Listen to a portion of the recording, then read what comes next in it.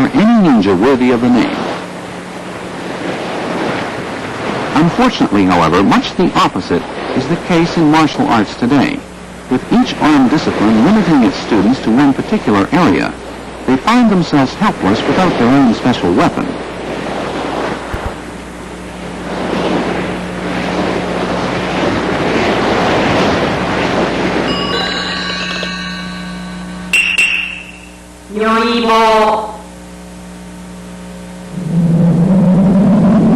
In the past, these long, imposing poles were covered with iron and used to literally crush opponents. In fact, they saw extensive action at the front lines in battle, much like the tanks of today. One reason for their popularity was that since many warriors of old wore protective armor, these poles were far more effective than swords in combat. In fact, a blow from a weapon like this was enough to snap even a heavy sword in two like a toothpick.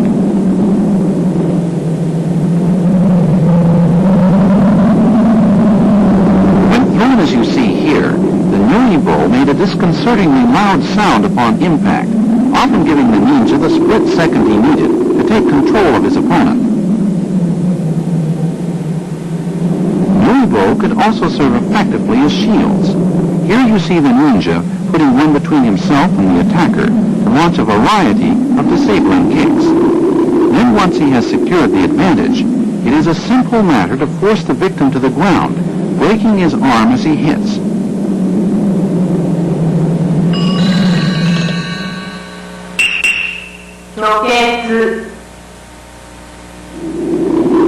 Another category which ranks in the forefront of ninja art consists of blade and chain weapons.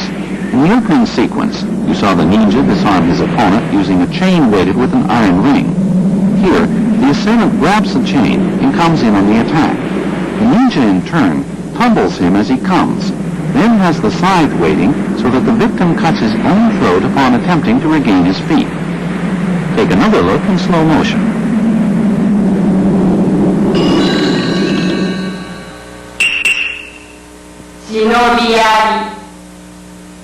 The spear you see here contains a set of reversed hooks to assist the ninja in such operations as climbing trees and scaling walls.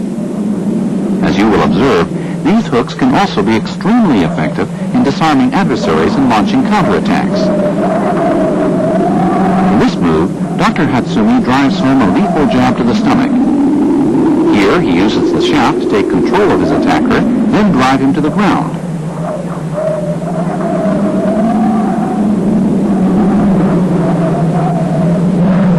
The wide range of moves with this weapon, spinning the enemy's sword, striking with the shaft and the hooks, penetrating the enemy's defenses to counterattack, or foiling a lunging sword offensive.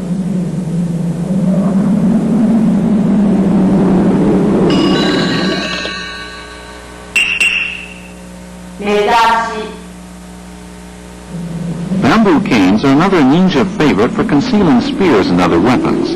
They may also be filled with copper rods, which make them very effective in fracturing bones.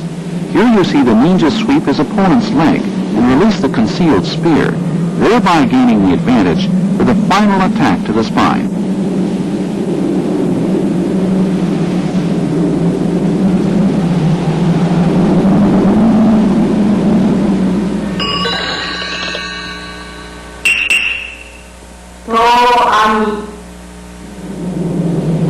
The original meaning of To-Ami was a net which destroyed evil. Ninja of old were extremely resourceful in devising applications for this tool of the trade.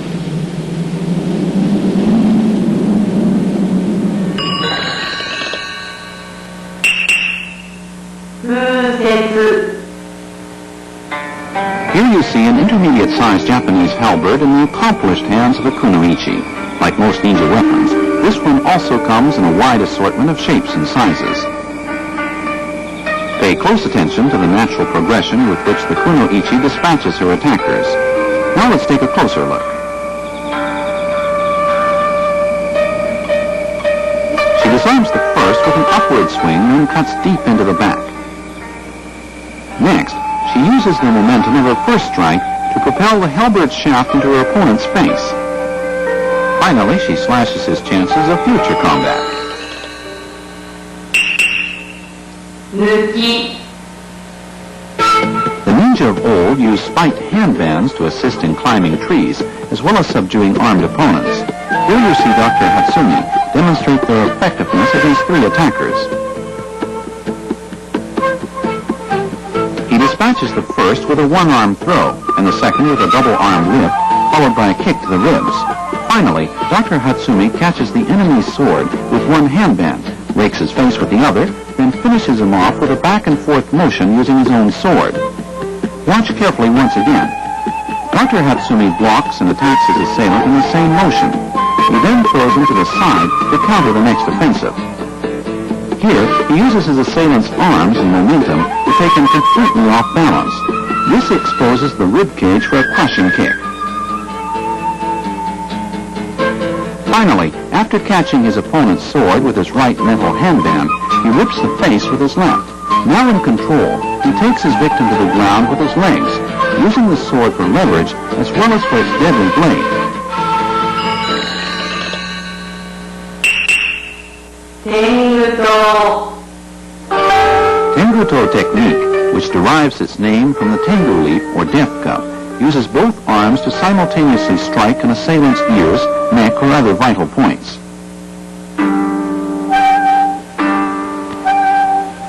Here, the Kunoichi hits her attacker's chest and shoulder, takes him down with his own momentum, then cuts his throat with a knife concealed in her uniform.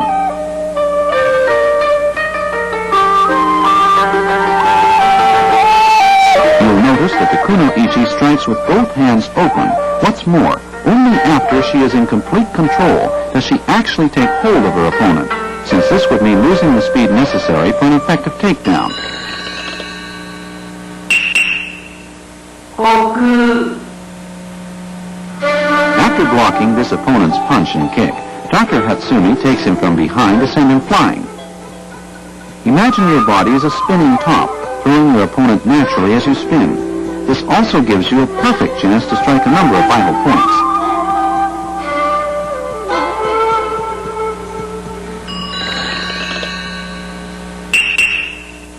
Ten. Dr. Hatsumi catches this punch with his elbow, pins his opponent's foot, and delivers a kick to the exposed chest. Slowly and deliberately, he forces his opponent's stance open as he waits to plant the kick at the most vulnerable instant.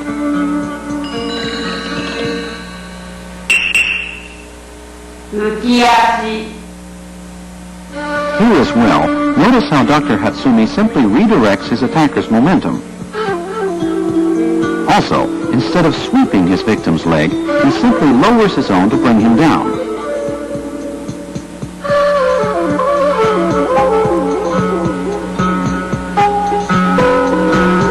As you follow Dr. Hatsumi's moves in this sequence, you'll notice that each flows naturally from the preceding one, and with the final application of pressure, he has his victim totally immobilized. Taberagare. Here you see the assailant as he makes a move to molest the Kunoichi. Before he can actually touch her, however, she drives him diagonally backwards and down with this well-connected series of moves. Block takes the arm, controls the face, and the takedown by collapsing the leg. Her knee in his leg, her foot on his wrist, her hand pins his jaw. This time pay special attention to the legwork of the Kunoichi. She takes her opponent down by striking the back of the knee with her own. And after pinning him at point after point, she is in position to deliver her final 2 blows to the neck.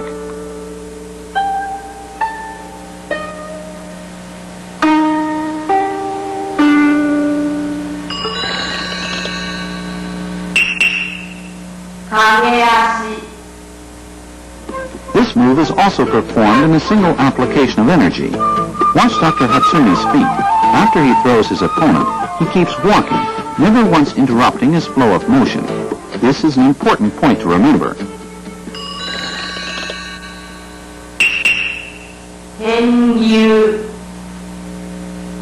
In unarmed combat, the ninja's most valuable weapon is control over his own balance and energy flow.